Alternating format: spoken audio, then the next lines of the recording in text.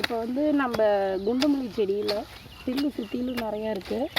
அதை நம்ம வெட்டி விட்டு மண் பொலப்பாக வெட்டி விட்டு வச்சுருந்து அந்த மண் கொஞ்சம் லைட்டாக நோண்டி விட்டு அதில் உரம் வச்சோம்னா தான் செடிக்கு நல்லா கேட்கும்.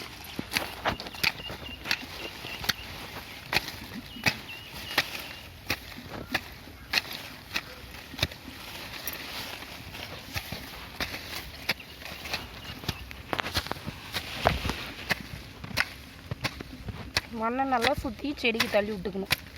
அப்போ தான் செடி சீக்கிரமாக இன்னும் பெருசாகும், மொக்கு நிறைய வைக்கும்.